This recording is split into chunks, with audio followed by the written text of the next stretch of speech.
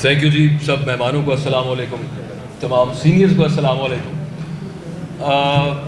دہشت گردی اس وقت ہمارے ملک میں اور اس کے ساتھ جو قومی یکجہتی کی ضرورت ہے اور آزادی اظہار پر جو قدغن ہے, یہ تینوں چیزیں بنیادی طور پہ جڑی ہوئی ہیں. میں تو صرف یہ سمجھنے سے قاصر ہوں کہ ہم لوگوں کو یہ چیز سمجھ آ رہی ہے as a student of history سے.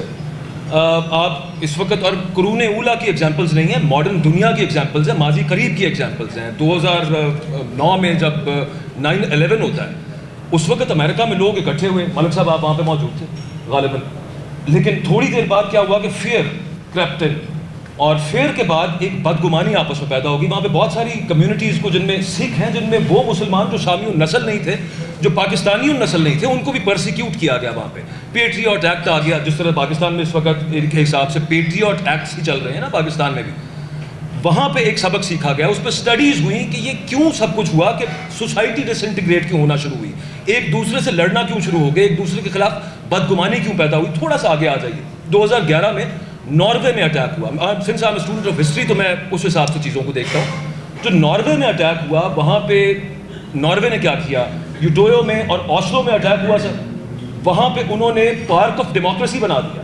Instead of closing down the society, انہوں نے کہا کہ مزید اس پر بات چیت کی جائے. فار رائٹ کا گروپ تھا جس نے وہاں پہ اٹیکس کیے تھے. 77 لوگ وہاں پہ جاں بحق ہوئے تھے ان اٹیکس کے اندر.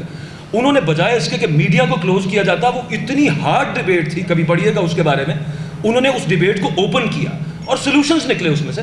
آج بھی ناروے کی ایگزامپل دی جاتی ہے اکراس ورلڈ.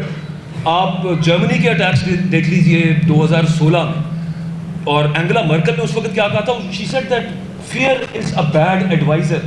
جو خوف ہے یہ ایک بڑا برا مشیر ہے, اس کے تسلط میں آ کے فیصلے نہیں کیے جانے چاہیے. اور جرمنی میں حالات بالکل بہترین ہو گئے.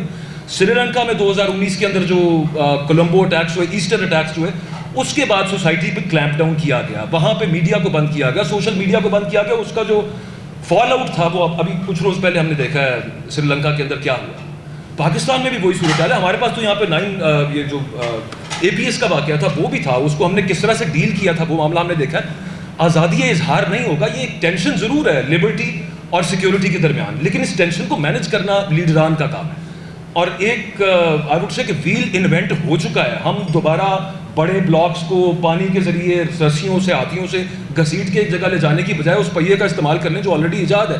یعنی کہ ملک کی دنیا کی تاریخ میں ریسنٹلی جو خاص طور پہ دہشت گردی سے نبرد آزما قومیں ہیں, انہوں نے آزادی اظہار کو مزید کیا ہے, اس کو سوا کیا ہے تاکہ اس کو ریزالو کیا جائے.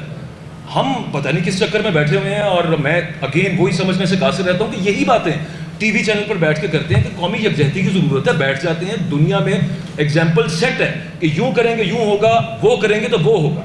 اب یہ ہمارے اوپر ہے کہ ہم نے وہی کرنا ہے جس سے دنیا سبق لے چکی ہے, یا پھر ہم نے یہ کرنا ہے کہ جس سے ہم اس مسئلے سے نکل سکتے ہیں. میں اس سے زیادہ کیا اس معاملے کے اندر کہوں, اساتذہ اس پہ مزید روشنی ڈالیں گے. وما علینا الا البلاغ.